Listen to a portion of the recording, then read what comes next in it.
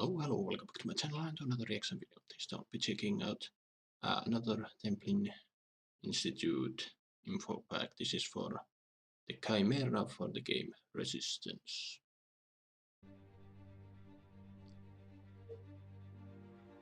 In 1920, a team of Russian geologists embarked on an expedition to one of the most remote regions of Siberia. A tremendous explosion was reputed to have taken place roughly a decade earlier, one that had flattened entire forests for hundreds of miles.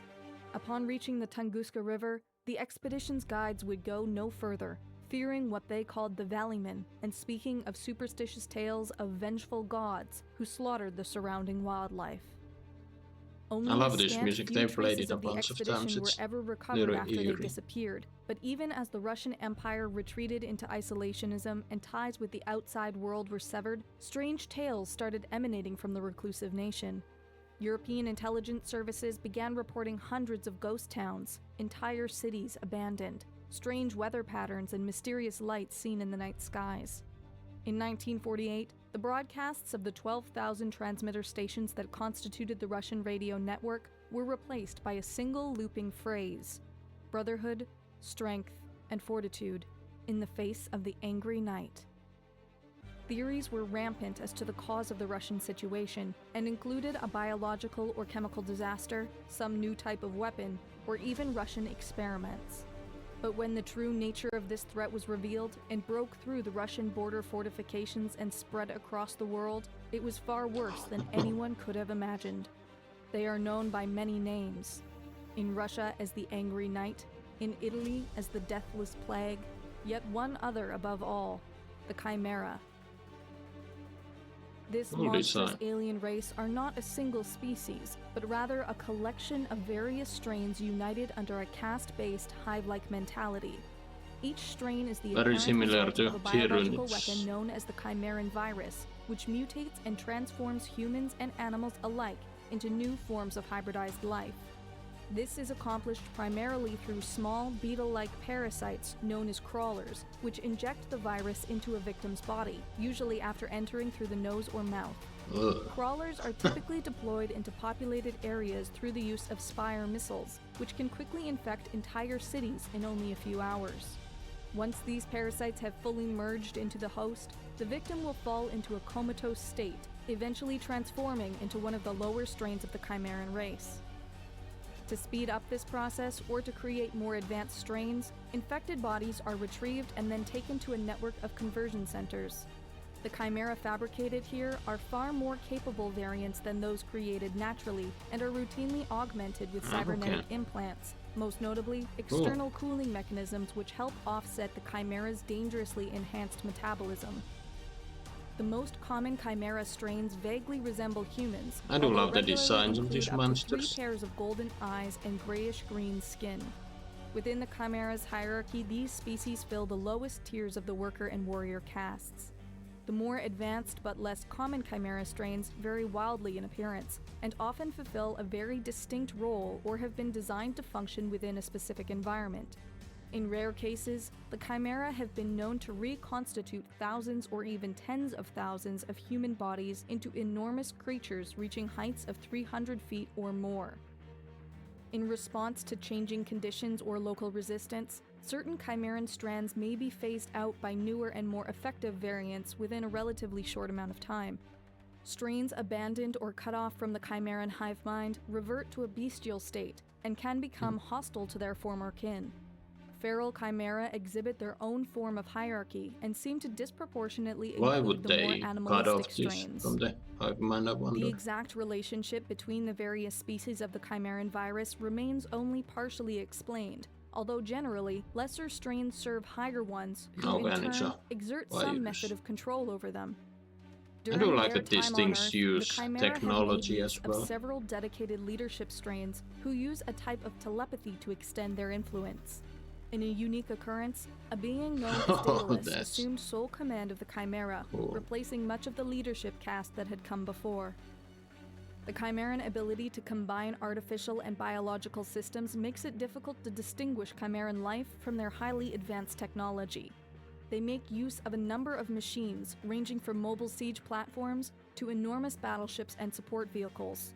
While these craft are known to include lesser Chimeran strains that serve as crew, it is entirely possible that some of these machines themselves might possess an advanced intelligence, and in a sense, be alive.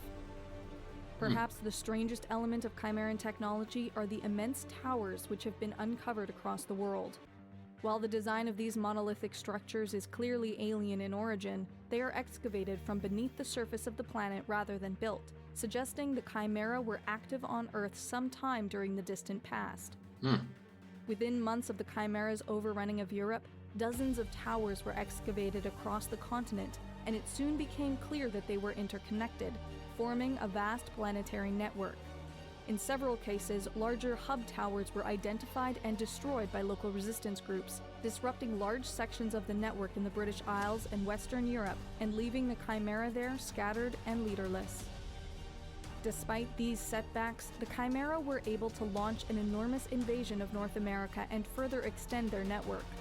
Within the center of the Chicxulub crater on the Yucatan Peninsula, the largest tower of the network ever observed was uncovered, one that seemingly acted as the center of the entire global apparatus. Desperate to destroy this tower before the network could fulfill its ultimate purpose, the last remaining military forces of the United States detonated an atomic bomb aboard Daedalus's flagship, destroying much of the fleet stationed there, but also inadvertently triggering the network and opening a wormhole to the Chimera's home planet. With the Earth completely under their control, numerous terraforming devices were placed in orbit to slowly cool the planet and make it more suitable for Chimeran life. In a last-ditch attempt to save humanity, a terraformer located over the new center of the network, New York City, was critically disabled, causing it to crash into the tower below, closing the wormhole. With the link to their planet severed, the terraforming process was halted, and Earth's ecosystem began showing signs of recovery. The victory in New York proved to be the beginning of the end of the Chimera, and all across the world, resistance fighters began reclaiming the ruined cities of mankind. This terrible enemy remains as much a mystery as ever, and their defeat leaves behind only unanswered questions. Perhaps the most lingering mystery is if the Chimera have any true form, or exist only as hybrids born of other species. Whether the so-called pure Chimera are still out there, waiting in the stars, is the subject of much debate. But the most haunting evidence for their existence can be found in the final words of the man responsible for their eventual defeat. Can you hear them? They are calling to us. It's beautiful.